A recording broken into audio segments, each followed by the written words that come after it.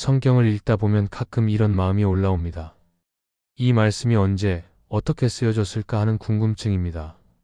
우리는 성경을 너무 익숙하게 손에 들고 있다 보니 처음부터 이렇게 한 권의 책처럼 존재했던 것처럼 느낄 때가 있습니다. 그런데 조금만 가까이 들여다보면 성경은 생각보다 긴 시간 속에서 만들어지고 지켜지고 모아진 책이라는 사실을 만나게 됩니다. 그 과정은 복잡해 보일 수 있지만 오히려 그 안에 하나님의 섬세함과 신실하심이 더 분명하게 드러날 때가 있습니다. 하나님은 급하게 결론을 만들어 내시는 분이 아니라 사람의 삶과 공동체의 기억 속에서 말씀이 사라지지 않도록 붙들어 주시는 분이기 때문입니다. 그래서 오늘은 성경을 더 어렵게 만들려는 것이 아니라 성경이 어떻게 우리에게까지 오게 되었는지를 쉽게 살펴보며 우리가 말씀을 대하는 마음을 다시 세워보려 합니다. 첫째, 성경은 먼저 입으로 전해지고 삶으로 사라진 뒤에 글이 되었습니다. 성경이 처음부터 책장에 꽂힌 한 권의 책으로 존재했던 것은 아닙니다. 하나님은 먼저 사람을 만나주시고 그 사람들이 실제 삶에서 그 말씀을 붙들도록 하신 뒤에 그 증언이 공동체 안에서 사라지지 않게 기록으로 남게 하셨습니다. 그래서 성경의 시작에는 늘 말이 있고 삶이 있고 그 다음에 글이 있습니다. 예수님께서 부활하신 뒤 제자들이 가장 먼저 한 일도 곧바로 책을 쓰는 일이 아니었습니다. 사도행전에서 오순절에 베드로가 사람들 앞에 서서 예수님의 죽으심과 부활을 전하고 회개를 촉구하는 장면이 나오는데 그때 복음은 먼저 입으로 선포되었습니다. 그 선포를 들은 사람들이 마음이 찔리고 삶이 바뀌고 공동체가 세워졌습니다. 이렇게 복음은 먼저 들려졌고 먼저 사라졌습니다. 초대교회가 복음을 전할 때 복음이라는 말 자체도 처음에는 책 제목이 아니라 선포를 가리키는 말로 사용되었다고 설명됩니다. 다시 말해 복음은 먼저 하나님이 하신 일을 증언하는 선포였고 그 선포가 교회 안에서 반복해서 전해지며 사람들을 세웠습니다. 그러다 시간이 지나면서 그 선포가 기록으로 정리되고 우리가 아는 복음서라는 문학 형태로 자리 잡게 되었다고 학계는 설명합니다. 왜 처음에는 말이 먼저였을까요? 그 시대에는 책을 만들고 구하는 일이 지금처럼 쉽지 않았고 많은 사람들은 글을 읽는데도 익숙하지 않았습니다. 그러니 하나님은 먼저 사람의 입과 기억을 통해 말씀을 전하게 하셨고 공동체는 그 말씀을 함께 듣고 함께 기억했습니다. 그러면서 중요한 내용은 반복해서 전해졌고 예배와 가르침 속에서 굳어졌습니다. 이렇게 말씀은 공동체의 호흡 속에서 살아 움직였습니다. 시간이 흐르면서 교회가 자라기 시작하자 이제는 다른 문제가 생겼습니다. 멀리 떨어진 교회들이 어떻게 믿음을 지킬지, 박해 속에서 무엇을 붙들지, 서로의 갈등을 어떻게 풀지, 예수님을 기다리는 마음을 어떻게 바로 세울지 같은 질문들이 매일같이 밀려왔습니다. 그때 하나님은 사도들을 통해 편지를 쓰게 하셨고 그 편지들이 지금 우리가 읽는 신약의 중요한 부분이 되었습니다. 그래서 많은 연구에서 바울의 편지들이 신약 문서 가운데 가장 이른 기록으로 소개되고 그 중에서도 데살로니가 전서는 바울의 가장 이른 편지일 가능성이 크다고 알려져 있습니다. 여기서 중요한 포인트는 이것입니다. 성경은 누군가가 조용한 방에서 생각을 정리해 만든 교과서가 아니라 사람들을 살리고 세우기 위해 필요했던 말씀이었다는 사실입니다.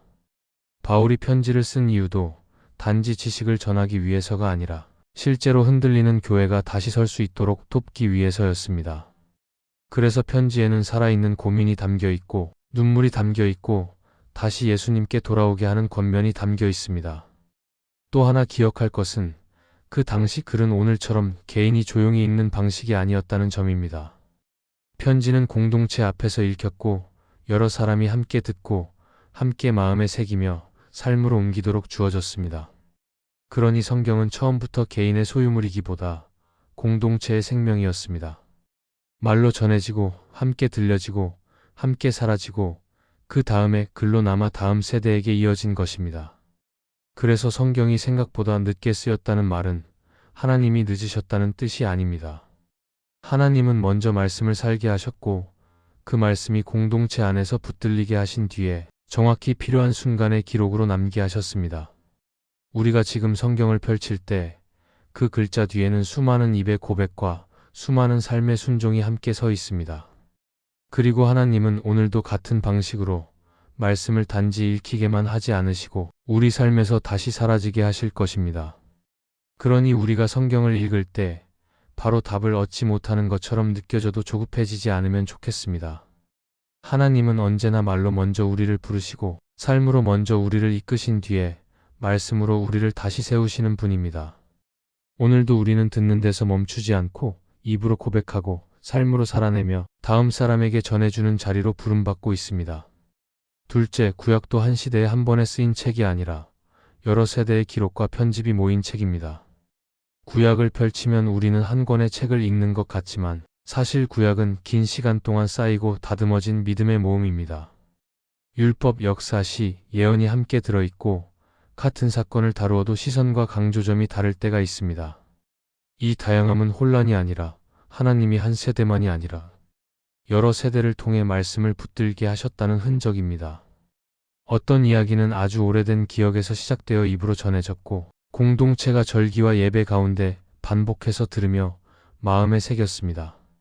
그리고 시간이 흐르며 그 기억이 글로 정리되었고 다음 세대가 다시 읽고 해석하며 믿음을 이어갔습니다.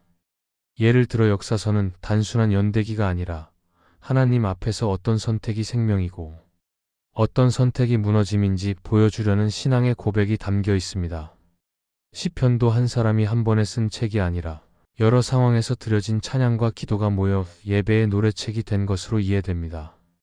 잠언이나 지혜서들도 한날에 만들어진 문장이 아니라 세대의 지혜가 쌓여 전해진 흐름을 품고 있습니다. 예언서 역시 선지자가 외친 말이 그날로 사라지지 않도록 제자들과 공동체가 보존하고 정리해 다음 세대가 들을 수 있게 한 책입니다. 많은 연구는 특히 바빌론 포로기 전후로 전승을 모으고 글로 정리하는 작업이 더 활발해졌다고 설명합니다. 나라가 무너지고 삶의 터전이 흔들릴 때 사람들은 더 절실히 물었습니다. 우리가 누구인지, 하나님은 어떤 분이신지 말입니다. 그 질문 앞에서 공동체는 말씀을 더 단단히 붙들었고 잊히지 않도록 기록하고 가르치기 시작했습니다. 또 구약은 히브리어가 중심이고 일부 본문은 아람어로 기록되어 있다는 사실도 이 기록이 여러 시대와 환경을 지나왔다는 점을 보여줍니다. 그래서 구약은 하나님의 말씀이면서 동시에 하나님 백성이 걸어온 시간의 결을 함께 품고 있습니다. 편집이라는 말을 들으면 어떤 분들은 불안해지기도 합니다. 사람 손이 많이 탔다고 느껴지기 때문입니다. 그러나 편집은 말씀을 바꾸기 위해서가 아니라 말씀을 잃지 않기 위해서 하는 일이었습니다. 한 공동체가 흩어지고 언어와 환경이 달라져도 하나님이 하신 일을 정확히 기억하고 다음 세대에게 전하려면 정리하고 모으는 작업이 필요했습니다. 마치 우리가 가족의 중요한 이야기를 그냥 흘려보내지 않고 날짜와 이름을 적어두듯이 말입니다. 구약 안에 족보가 있고 언약을 다시 확인하는 장면들이 반복되는 이유도 하나님이 하신 일을 잊지 않게 하려는 마음이 담겨 있다고 볼 수 있습니다. 또 시대가 달라지면서 어떤 본문은 설명이 더해지고 어떤 표현은 더 분명해지기도 했는데 그 목적은 언제나 하나님께로 다시 돌아오게 하는 데 있었습니다. 이 사실이 우리에게 주는 위로가 있습니다. 하나님은 한 번 말씀하고 끝내시는 분이 아니라 시간이 지나도 잊히지 않도록 붙드시고 다음 세대가 다시 들을 수 있도록 남기시는 분이라는 것입니다. 우리가 구약을 읽다가 낯선 이름과 먼 이야기처럼 느낄 때가 있어도 그 안에는 지금의 우리와 같은 두려움과 흔들림, 그리고 다시 하나님께 돌아오는 발걸음이 담겨 있습니다. 그래서 우리는 조급하게 한 줄 결론만 찾기보다 하나님이 여러 세대에 걸쳐 어떻게 인도하셨는지를 천천히 따라가면 좋겠습니다. 그 길을 따라가다 보면 오늘 우리의 믿음도 더 단단히 세워질 것입니다. 그래서 구약을 읽을 때는 한 장면을 단독으로만 보지 말고 하나님이 오래 걸어오신 길 위에 놓인 말씀으로 읽어보시면 좋겠습니다. 그렇게 읽으면 오래된 이야기가 갑자기 지금 내 마음을 비추고 오늘의 선택을 붙들어주는 순간을 경험하게 될 것입니다. 셋째, 복음서는 예수님의 사건 직후 곧바로 쓰인 것이 아니라 교회가 자라고 확장되는 과정 속에서 기록되었습니다. 우리는 복음서를 읽을 때 마치 예수님의 사건이 일어난 바로 그때 누군가가 옆에서 빠르게 적어둔 기록처럼 느낄 때가 있습니다. 그래서 복음서가 늦게 기록되었다는 말을 들으면 괜히 마음이 흔들리기도 합니다. 혹시 기억이 흐려진 뒤에 쓰인 것은 아닐까? 혹시 정확하지 않은 것은 아닐까 하는 걱정이 생기기도 합니다. 그런데 복음서가 기록된 흐름을 차분히 따라가 보면 늦게 기록되었다는 사실은 복음을 약하게 만드는 말이 아니라 오히려 교회가 복음을 어떻게 붙들고 살았는지를 보여주는 중요한 힌트가 됩니다. 예수님이 승천하신 뒤 제자들이 가장 먼저 한 일은 책을 만드는 일이 아니라 사람들 앞에서 증언하는 일이었습니다. 그들은 예수님과 함께 먹고 마시고 다니며 직접 보고 들은 것을 전했습니다. 그리고 그 증언을 들은 사람들이 모여 교회가 세워졌습니다. 즉 복음은 먼저 입으로 전해졌고 공동체 안에서 사라졌습니다. 이 과정 속에서 예수님의 말씀과 행적은 단순한 이야기가 아니라 예배와 교육 속에서 반복되고 확인되며 굳어졌습니다. 그래서 복음서는 처음부터 개인의 기억에만 맡겨진 것이 아니라 공동체의 반복된 고백 속에서 보존된 내용 위에 기록되었다고 설명됩니다. 그렇다면 왜 복음서는 곧바로 쓰이지 않았을까요? 가장 현실적인 이유는 그 시대의 환경입니다. 당시에는 종이를 쉽게 구할 수 없었고 책을 만드는 일은 비용도 크고 시간이 많이 걸리는 일이었습니다. 읽고 쓰는 사람도 지금처럼 많지 않았습니다. 또 초기 교회는 박해 속에서 살아야 했고 곳곳에 흩어져 작은 공동체로 모여 예배하고 가르쳤습니다. 그러니 복음은 먼저 사람의 입을 통해 전해지고 공동체 안에서 함께 들려지고 삶으로 사라지는 방식으로 퍼져나갈 수밖에 없었습니다. 또 하나 중요한 이유는 교회가 생각보다 빠르게 넓어졌기 때문입니다. 예루살렘에서 시작된 복음은 곧 사마리아로 이방 지역으로 퍼져갔고 교회는 서로 다른 언어와 문화 안에서 자라기 시작했습니다. 이때 교회 안에는 새로운 질문들이 계속 생겼습니다. 예수님은 누구신가? 우리는 어떻게 살아야 하는가? 고난과 박해 속에서 무엇을 붙들어야 하는가? 같은 질문입니다. 교회가 넓어질수록 예수님의 말씀과 행적을 더 분명하게 정리해 남길 필요가 커졌습니다. 그래서 복음서는 단순히 기억을 모은 책이 아니라 교회가 흔들리지 않도록 복음의 중심을 정리해 남긴 기록이라는 의미를 갖습니다. 학계에서는 보통 마가복음이 가장 이른 복음서로 서기 70년 무렵, 마태와 누가가 그 뒤인 80년대, 요한복음이 더 뒤인 90년대에 기록되었을 가능성을 많이 이야기합니다. 이 연대는 단정으로 말하기보다는 본문 속 단서들과 초대 교회의 역사, 자료들을 종합해 범위로 추정하는 것입니다. 그러나 중요한 것은 몇 년 차이가 아니라 이 기록이 교회가 실제로 살아가며 복음을 붙들던 한복판에서 나왔다는 사실입니다. 기록은 사건을 멀리 떨어져 관찰하며 만든 것이 아니라 사건의 열매를 살아내던 공동체 안에서 나온 것입니다. 여기서 우리가 놓치지 말아야 할 점이 있습니다. 복음서보다 먼저 기록된 문서가 바울의 편지들일 가능성이 크다는 사실입니다. 바울의 편지들은 교회가 실제 문제를 겪는 자리에서 쓰였습니다. 흔들리는 성도들을 붙들고 잘못된 방향을 바로잡고 예수님을 중심에 두게 하려는 목적이 분명합니다. 이것은 초대교회가 복음을 먼저 살았고 그 다음에 기록을 남겼다는 흐름을 보여줍니다. 복음서가 늦게 기록되었다는 말은 복음이 늦게 생겼다는 말이 아니라 복음이 먼저 사라졌고 그 사라진 복음을 지키기 위해 기록이 뒤따랐다는 뜻에 가깝습니다. 또 복음서는 개인이 혼자 조용히 읽는 책으로만 쓰인 것이 아니라 교회가 함께 모였을 때 읽고 듣는 말씀으로 사용되었습니다. 당시 교회는 하나의 두루마리를 여러 사람이 함께 듣는 방식으로 말씀을 접했습니다. 그래서 복음서의 문장과 구성은 듣는 사람을 염두에 두고 정리된 부분이 많다고 설명되기도 합니다.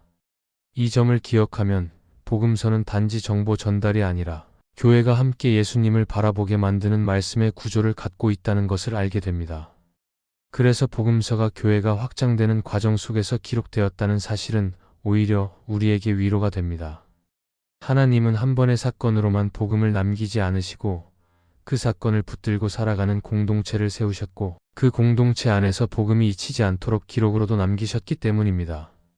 하나님은 급하게 책을 만들어 우리 손에 쥐어주신 분이 아니라 교회가 실제로 복음을 살도록 하시고 그 삶이 다음 세대까지 이어지도록 길게 준비하신 분입니다.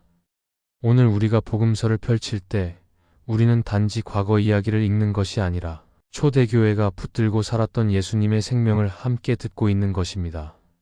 그리고 하나님은 그 복음이 오늘 우리의 삶에서도 다시 사라지기를 원하실 것입니다.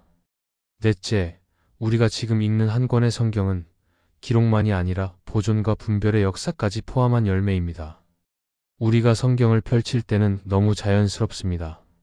오늘 마음이 흔들리면 한 장을 읽고 답답하면 다시 펼치고 밤에 조용히 기도하다가도 말씀 한 구절을 붙듭니다.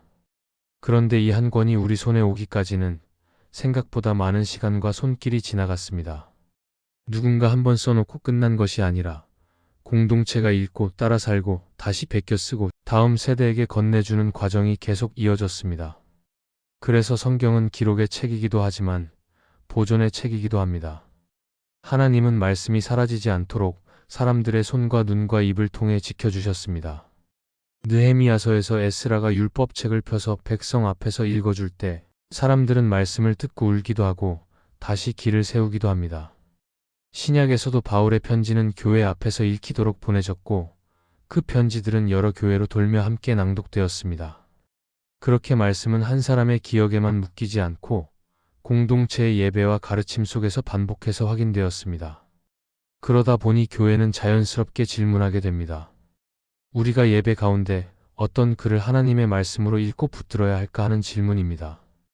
또 한 번 쓰인 글이 여러 지역으로 옮겨지고 번역되는 과정에서 본문을 더 정확히 보존하려는 수고도 이어졌습니다. 손으로 베껴 쓰던 시대에는 작은 공동체들이 가진 사본을 서로 비교하며 무엇이 원래의 뜻에 더 가까운지 살피기도 했습니다.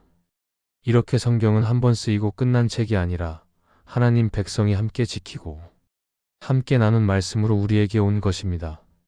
여기서 한 가지를 꼭 붙들면 좋겠습니다. 분별이 있었다는 말은 말씀이 불확실했다는 뜻이 아니라 오히려 교회가 아무 글이나 쉽게 붙들지 않았다는 뜻입니다. 신앙이 흔들릴 때일수록 사람들은 더 쉽게 새로운 말을 찾습니다. 그런데 교회는 그 쉬운 길을 택하지 않고 예수님의 복음과 사도들의 증언에 뿌리 내린 글을 중심으로 서려고 했습니다. 그래서 지금 우리가 성경을 읽을 수 있다는 것은 하나님이 교회를 통해 말씀을 지키셨다는 증거이기도 합니다. 팀 켈러는 그의 책 기도에서 이런 말을 합니다. 성경을 이해한다는 것은 하나님에 대한 정보를 얻는 것만이 아니라 믿음으로 읽을 때 하나님을 실제로 만나고 그분의 음성을 듣는 길입니다. 이 말은 참 따뜻합니다. 성경이 어떻게 모였는지 아는 지식이 우리를 차갑게 만들기보다 오히려 말씀 앞에서 더 겸손하게 서게 해주기 때문입니다. 하나님은 긴 시간을 통해 말씀을 남기셨고 그 말씀은 오늘도 우리를 만나주는 길이 될 것입니다. 그리고 우리는 이 역사를 알고 나면 성경을 대하는 태도가 조금 달라질 수 있습니다. 어떤 구절이 바로 이해되지 않아도 이 말씀이 수많은 세대를 지나 여기까지 왔다는 사실이 우리를 붙들어 줍니다. 또한 하나님은 누군가의 손을 사용해 말씀을 지키셨듯이 이제는 우리의 삶을 통해 말씀을 다음 사람에게 들리게 하실지도 모릅니다. 내가 읽고 내가 붙들고 내가 순종하는 그 자리에서 성경은 다시 살아있는 말씀이 됩니다. 그래서 오늘 우리는 이렇게 결심하면 좋겠습니다. 성경을 대할 때 조급해하지 않겠습니다. 이해가 더딜 때에도 포기하지 않겠습니다. 그리고 말씀을 단지 확인용으로 펼치지 않고 하나님을 만나기 위해 펼치겠습니다. 하나님은 말씀을 잃지 않게 하셨고 이제는 그 말씀이 내 안에서 다시 사라지기를 원하실 것입니다. 이 말씀이 마음의 은혜가 되셨다면 좋아요와 구독으로 함께 해주세요. 그리고 댓글에 아멘이라고 남겨주시면 하나님의 은혜가 더 많은 사람들에게 전해질 것입니다. 여러분의 삶 위에 하나님의 은혜가 언제나 함께 하시기를 바랍니다.